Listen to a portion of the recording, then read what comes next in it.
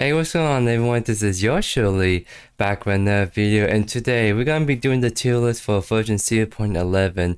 I took a little break from doing these tier lists because of my new recent job, and I kind of wanted to get into gear with that before I try to do other forms of content such as like this kind of tier list video. And with that said, this kind of like whole like tier list thing is just pure educational. You guys really like when I do this tier list videos, and the large part of it is I think it does a good job of like kind of educating, kind of like letting people know where exactly hero strength lies. Because if someone were to take, let's say, a break from the game for like a month or two, they come back in, the meta could look very differently, and it can be pretty hard to like get to know exactly who's like really strong, who's really weak, and all that kind of stuff. So doing this tier list videos, I think is really helpful in that regard. It's just kind of like a good way to summarize kind of like where these heroes stands in the meta, and it goes without saying that this is just my opinion. At the end of the day, this is kind of like my perspective as a content creator, as a player who plays this game quite frequently. So nothing have to do with like my other like connections, all that stuff. I just want to get that out of the way because this is just like I can definitely have some biased opinions here and there, but I do definitely try my best to try to give you guys just a kind of overview of where exactly I'm seeing where all these hero strengths and weaknesses lie. But without further ado, let's kind of jump straight into it. Of course, the first hero we are going to be talking about is Serath, and Serath is coming in pretty hard at the start of season 3, and indeed she comes in very hard because she's going to go right in the tier 1 bracket right here. And there's a lot of different reasons why I'm putting Serath up there, and one of it is not having even to do with like how exactly strong the hero is. Like a lot of reason like she's up here is because people don't I notice people don't know how to like play against her. And what I mean by that is like Serath has this unique mechanic where when she uses her Q on you, she like kind of like attaches to you temporarily, do damage, and then she pops out after duration. And one thing I've been noticing is that people don't realize that it will follow your movement abilities, including your blink. So a lot of times I see people being killed by Serath is when like Serath Qs onto them, they panic blink, and the Serath follows them, and the Serath just kind of finishes off and get like the free out them blink out of them for free.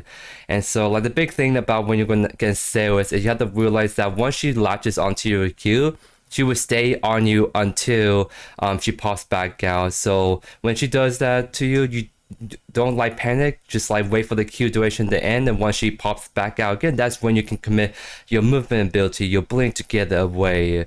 And so like that's one big thing to going to Serath. The Serath is one of those characters that I think when people have play against her, play with her more, they'll realize exactly how the best way to counter her, and just kind of like overall hero knowledge on how exactly she functions, because she's kind of a character that is usually it's pretty easy to counter in the sense that like if she try to go 1v5 or try to jumps on you or kills you, it when she pops out, she can be pretty easy to like silence the stun, to kind of like CC chain or bust her down, because at the end of the day she's quote unquote a carry jungler, and so she's not like a durable like a steel durable chimera. So like a lot of times is if you can like wait for the Q duration to end, or just trying to like punish her immediately when she jumps on you, you can really kind of lock her down and prevent her from doing too much damage to your team.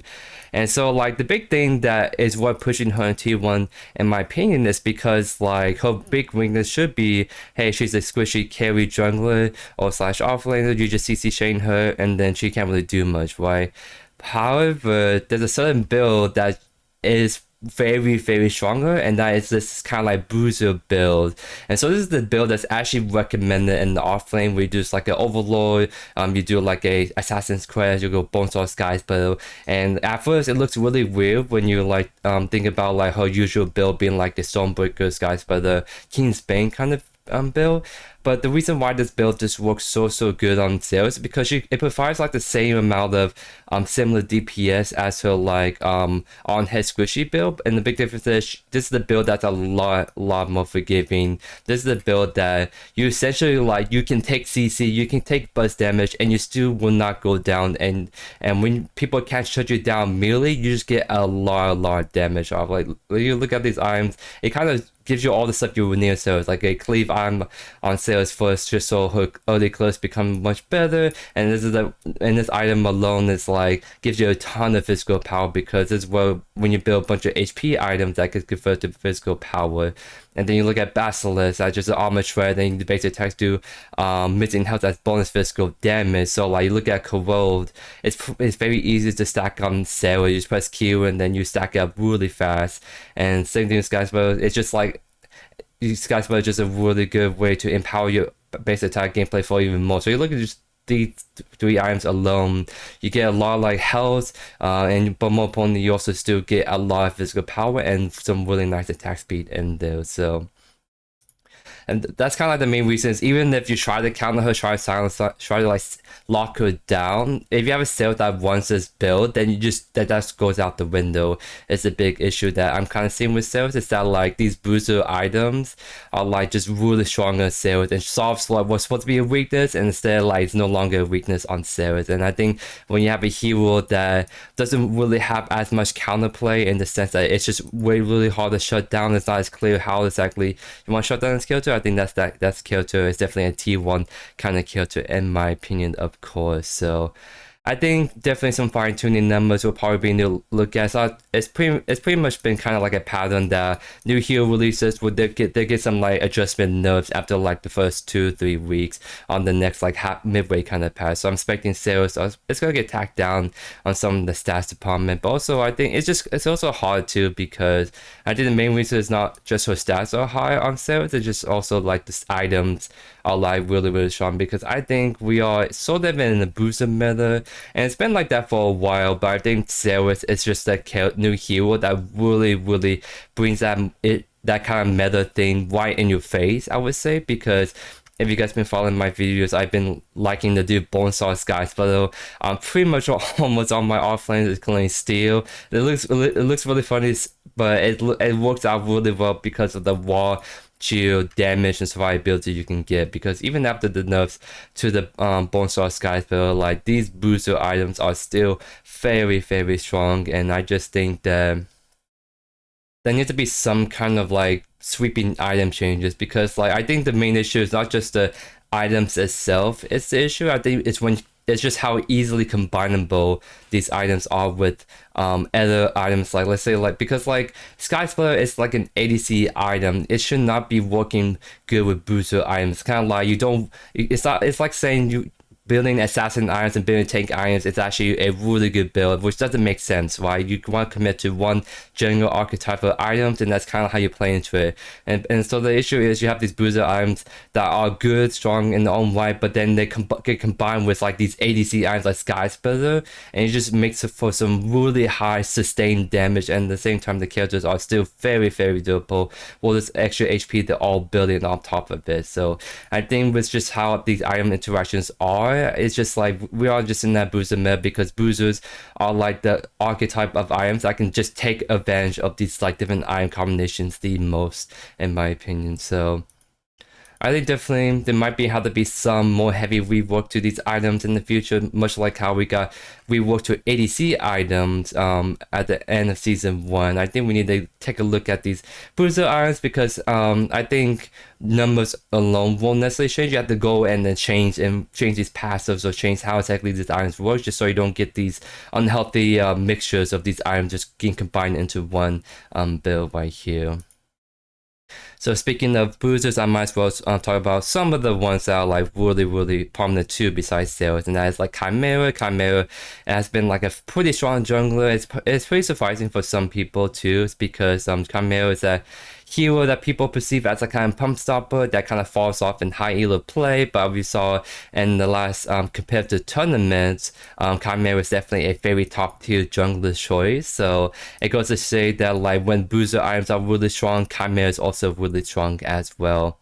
But also it has to do with the fact that Chimera is really good into a lot of junglers at the moment. Like for example, Rampage used to be a very dominant tier 1 hero, but after the nerfs he's like got tacked down to tier 2, and now he's kind of like, in my opinion, saying tier 3, because he gets kind of shut down pretty hard against like these junglers like Chimera, or anyone that like have a lot of like early game threat. Rampage are not really as great anymore in that department. Because again, like Chimera is just like that person that literally like the same build of Overload Bastard Skies, but Bonesword copy paste this sales build onto Chimera, and all of a sudden it's just like he's literally doing like really heavy work while still being really hard to kill. And so another like noble person I'm gonna talk about is Greystone, because Greystone's been kind of seeing T3. He's been kind of like mediocre, but in like the last tournament and kind of recent trend, I think Greystone is starting to kind of come back a little bit. I don't think he's the T1 hero, but because these builded items are strong, it kind of just makes Greystone just perform even better.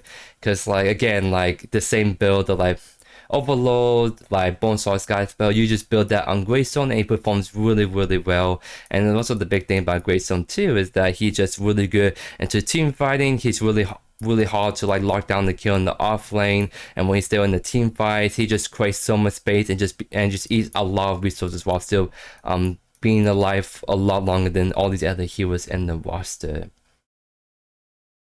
And then lastly, I'm going to talk about Serath, because Serath is that one offlane that I really like. I've been kind of hyping up, and unfortunately, like, where things are at in the meta, I think he's just had to be in tier 3. And it's just like, in my head, like, I want to say he's like higher. Like, to me personally, like, if you're a very good Serath player, someone that really likes, very comfortable with him in the off lane and all that great stuff, he's easily tier 2 hero.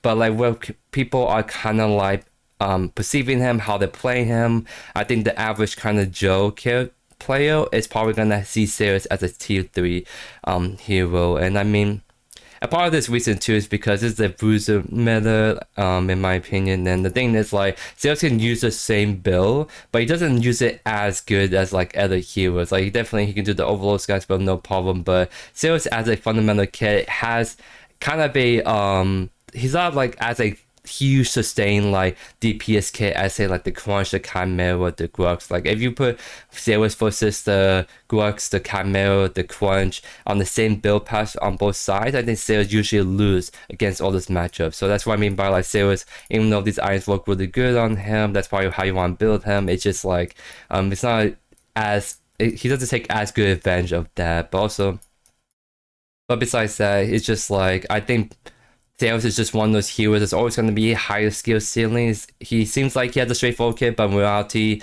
he has a lot of intricacies that you can only really learn about Serath only after you put in some time into mastering this hero. And I think because of that, like, we compare it to like a Chimera, a Greystone that's a lot more straightforward, easy to play. It's harder for players to find as much value as Serath. So I really want to put him tier 2, but I think for now, just where like how people are playing him, how people are utilizing Serath, I think he's gonna just have to be a tier 3 hero just for now. Another notable thing I want to kind of talk about is Twinblast, because Twinblast is a hero that received some heavy-handed nerfs this patch. And so the question is he actually finally taken down from his throne, or is he still a kind of top-performing ADC? And in my opinion, he is still very much a top-performing ADC. And the big reason for that is because like his builds, his items that works with him are like very strong. So like this build I'm talking about is this like oldest Mind Razor, Pain Reaper, and Perforator. And this item is like, these 3 item conversations are like just really strong.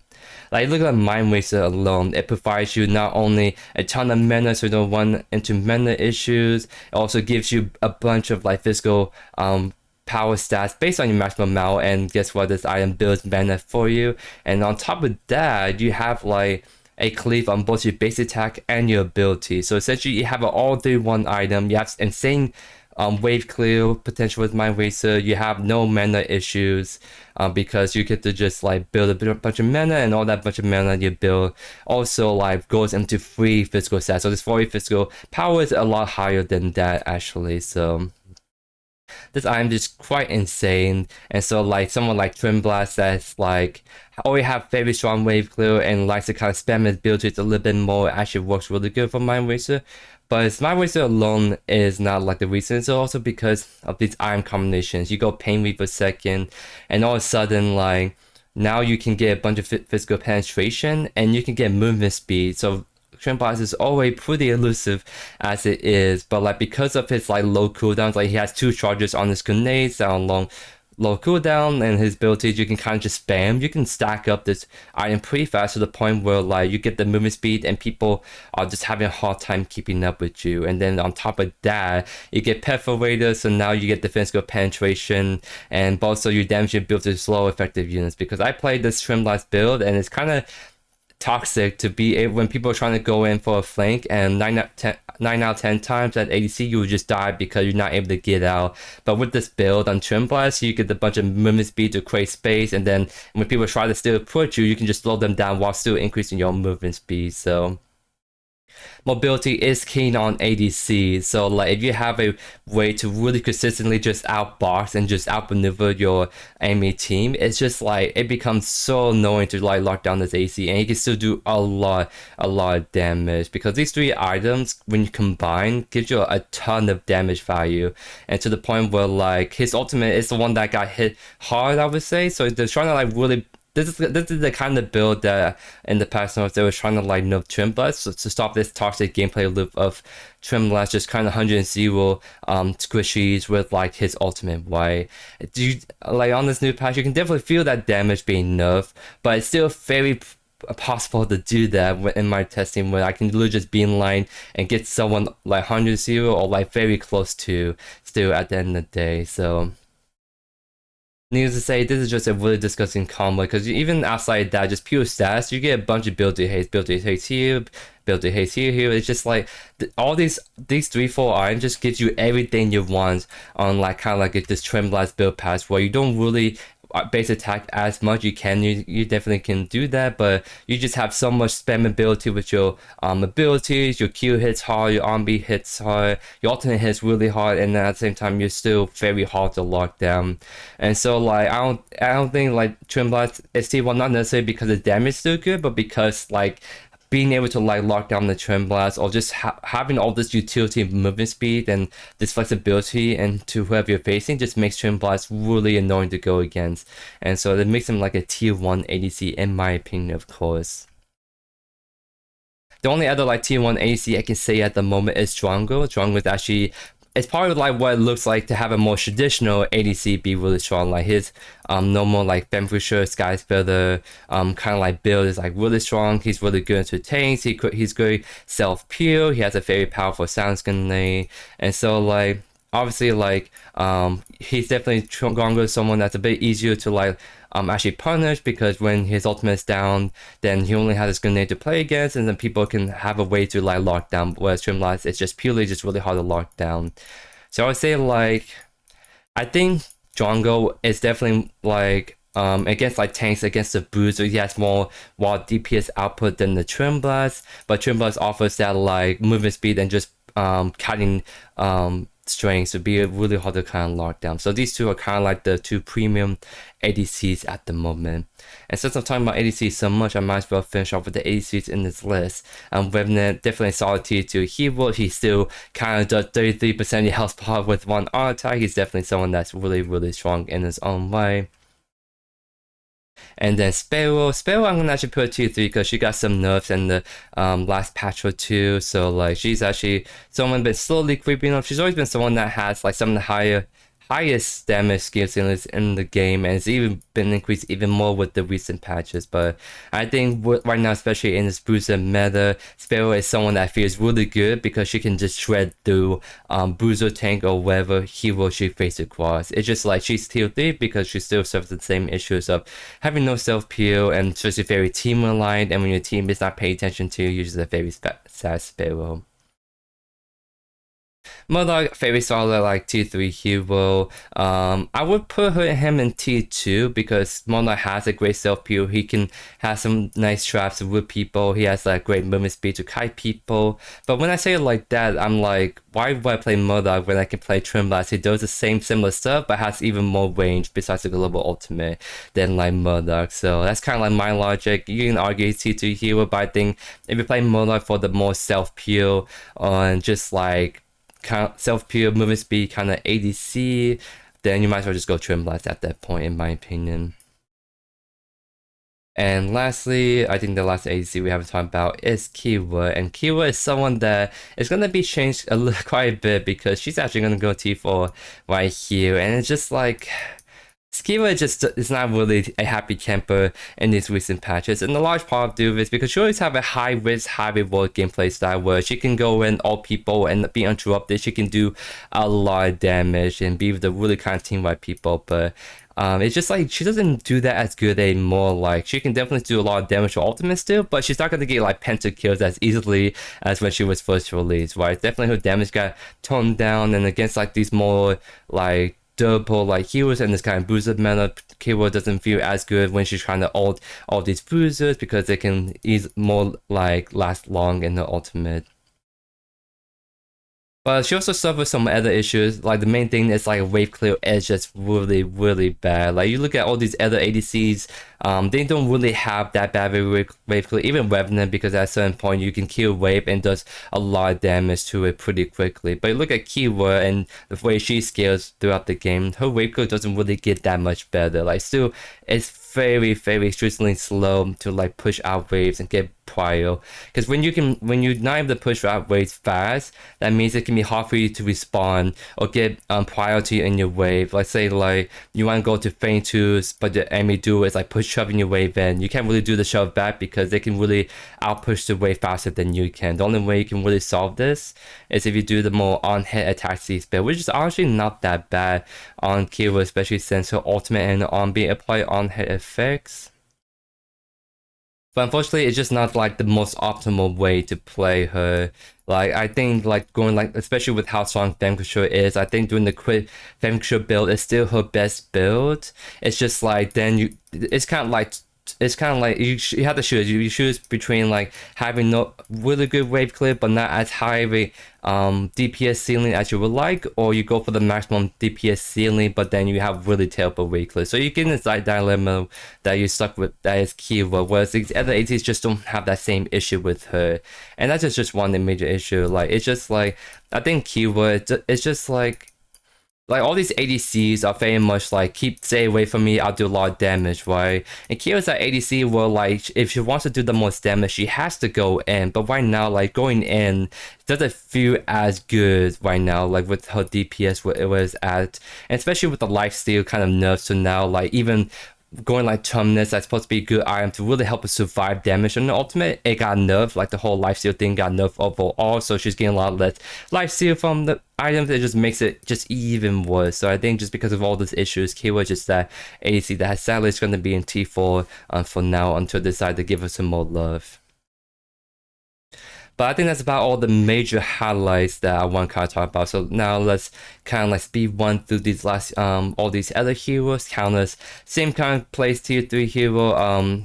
She's definitely very matchup dependent in mid lane, off lane. She's very like snowbally. She gets really ahead. She can become quite mad if she gets behind. She starts to really struggle. I think one of her better roles right now is the jungle, because that's the one role she can consistently farm and scale up. Whereas mid lane, off lane can be really tricky at times because of matchup or when people decide to camp your lane and you just can't really function as a hero in that game. Guanch T2 here, always a solid pick, very strong in the off lane, and he's a hero that can take advantage of like the Bruiser items, so like the melee augmentation is not as optimal when you compare it to Overlord Basilisk. It sounds really real, but trust me when I say that I think doing the more Bruiser items Overlord Basilisk, it's just better on Crunch because you just get similar DPS output, but you become much harder to lock down. But he still has issues with hard CC silencers will shut him down, but he's still a very solid hero for both the offlane and the jungle. Deco's still the bread and butter top tier support pick. You can't go wrong with her. She's very elusive, has a very nice heal setup, and just everything you want on the support is honestly just on Deco, so you just cannot go wrong with her. Fang Mao is actually, this is one thing that I should like maybe mention, but Fang Mao is actually going to be a T1 hero, and that's because like in the offlane especially, he's actually starting to become very dominant in that lane, in the sense that like his build is actually like the same build. So like the same build as we're talking about Twinblast, it's actually the same exact way you want to build Fang Mao, minus just you swap all this for next. And the big reason for this is just because of like again, these three items provide you everything you want in terms of like damage and movement speed, slow, penetration, mana, etc. So like these three item combinations just are like very strong on Twinblast, but it's also very strong on Fame-Out as well. So definitely Fame-Out sort of getting carried by just how strong the items are, but also because he still have a lot of presence in the early game in the offlane, because when you think of assassins, you think of assassins that are kind of weaker early, but then scale to be really strong mid to late game. The thing with Mao is that he's someone that scales to be really strong in the mid to late game, but his early game is really not that bad at all. He can be a huge lane bully. So like Serath, who's always been that really annoying tank in the off lane, like Mao is actually one of the best counters to him because of how strong his passive is. When you keep parkling the Serath, just really bully Serath, just not let him walk up at all to the lane. And even outside the off lane, he's just really strong, and he's in the jungle role as well. He's just someone that's just really great flexibility in the off lane and the jungle, and when he performs in both those roles, he performs very good. Because in the last tournament, he's actually been picked up a lot in the off lane because he was the main answer to the Serath kind of meta picking in the tournament scene. And like it got to the point where people will ban Fame-Out out just so they can let the Serath have some breathing room, because like violence shows violence that day, and just show like how strong Fame-Out can be in the off lane if you let him go uncontested. So I think like if you're looking for a pretty solid offlaner, a pretty solid jungler that can do a little bit of everything, has great mobility, safe, has great just damage throughout the entire game, Fame-Out is actually really good for that regard. And several things he's still very good as the game scales on, but like he's someone that like depending on the match, especially against the Fame-Out, could really struggle. So, but like even then, like he's eventually, as long as he gets some farm, he can still be very impactful in kind of like the mid to late game.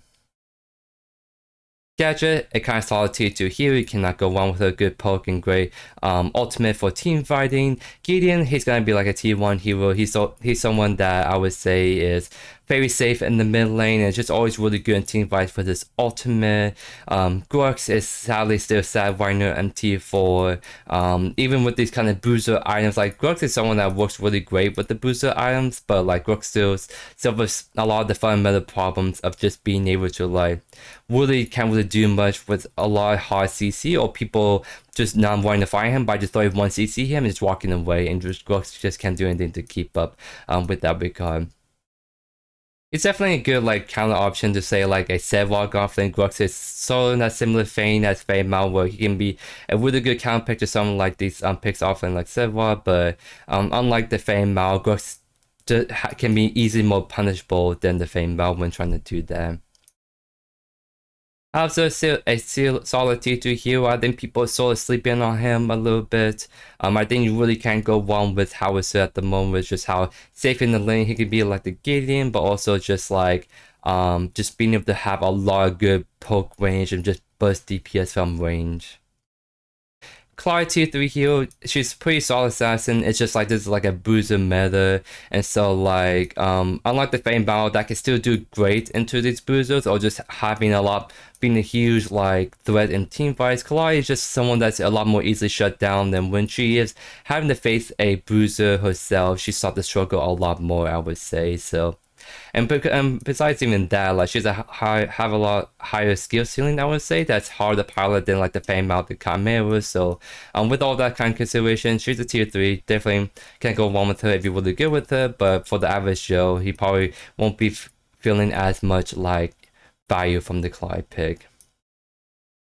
No doubts about it, Bellica tier 1 still, like even after nerf, she's still very strong, very annoying to deal with in the mid lane. Great in support, she just really can't go wrong with her still after these nerfs. Mogus tier 3, she's very easy to use, she has a lot of like high skill ceiling, but she's someone that can be pretty easily like punchable in the mid lane. Kind of like the counters where she's pretty punchable, like Mogus is in that same vein where you can kind of punish her pretty easily. So like I think you just have to, when you want to play Mogus, you have to be very mindful of your position, but also your matchup. Mario, she's a tier 3 hero. I wouldn't want to say she's tier 2 because a good Mario player is very hard to deal with, but in most of my solo queue games, and fun can tell, people would don't know how to play Mario as good as I like to see. So I think like unless you're like someone that's very comfortable, very good at Mario, then like I think Mario's kind of like tier 3 pickup. There's other supports that will give you a little bit more consistent performances. Kind of like the not bash will, like not bash, it's actually very solid support, and but it's also very easy to utilize, and his mid to late game can be quite disgusting with like his healing just really enabling this death ball team deathmatch kind of comp that just kind of keep weighing down people, just really enabling his team to really do whatever they want. Phase of the tier 2 hero, I think we got the point where people kind of figure out how to use Phase a lot more better, I would say. Definitely she has some issues with Mario in the sense that like you have to know what you're doing with her to really take great usage of her. But I think a lot of people, I think overall like Face is a little bit more straightforward, more like hard to mess up than like a Mario in my opinion. So like and especially when you go against a super good Face player, they just won't let her ADC ever die. Victor is still T2 solid hero, very great offlane jungle and support, but he's kind of check marked by the fact that you have to lend your hooks or he just doesn't feel great as a hero. So definitely Victor's one of those heroes that if you're very comfortable with the hooks, he feels very good. If you don't not comfortable with the hooks, then he feels pretty bad like down here. Shenbi, I think she's gonna be tier 3 hero. She's not bad per se, but I think in this Bruiser, on this kind of off-flame meta with like the Fame Mal and with all that kind of stuff, I think Shenbi kind of starting to fall off a little bit in that regard, but she's still a very good split pusher. It just doesn't offer as much flexibility as she's purely like an offlaner, and she's not as good in the jungler compared to the other junglers in the game. Zero is still a premium top pick choice for a tank. It's just the fact that you don't need resources to do what you do best, and that's like locking down multiple people with your ultimate and just CC chain them down. And so like Steel is just someone that's just really easy to play. He has a very good laning phase. Eventually he will get outscaled and be hard and can't really do much against his opponent, but in those team fights when he gets to like be able to allow to play in them, it's just a very big menace to try to deal with. And lastly, we're gonna the Faye, she's gonna be 2-3 hero. Really powerful ultimate, like if people don't cleanse the ultimate, she's easily T2 hero because of how strong it is, but there's a lot of really easy ways to counter Faye ultimate with the blinks, with all the cleanses, etc. So it's just like, if you're when you're going against players like that, it can be hard to get value out of her ultimate, I would say. And not only that, it's also she solves the same issue with the Mogish Countless, where she's someone that can be more easily punchable in the mid lane, especially when she gets camp. But yeah, that's about it. That's kind of like my tier list for version 0.11, and again, this is my opinion at the end of the day. This is only my viewpoint as a content creator and as a player who regularly plays this game. And so definitely there's some biases here and there that you guys could argue for changing some of these heroes around, but of course that's just where the fun of the conversation comes, when you have people going in and talking about all these different heroes and just different opinions just coming together to really kind of figure out what exactly all the heroes are. But I'm feel pretty confident in the tier list in the terms of like educating you guys on where all the heroes are at the moment, who's really strong, who's really weak.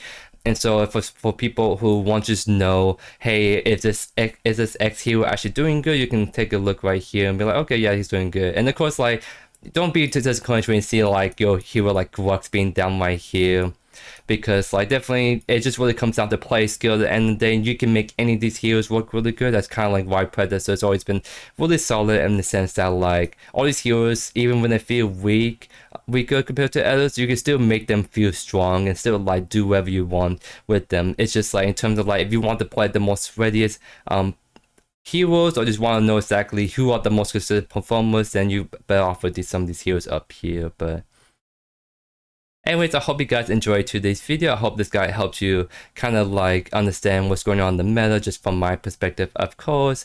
Let me know if you want to keep seeing these videos pop up, because I think there's something I want to try and see if I can continue, alongside provide some good educational content to you guys. But anyways, thank you guys for stopping by, and I'll see you guys in the next video. Peace.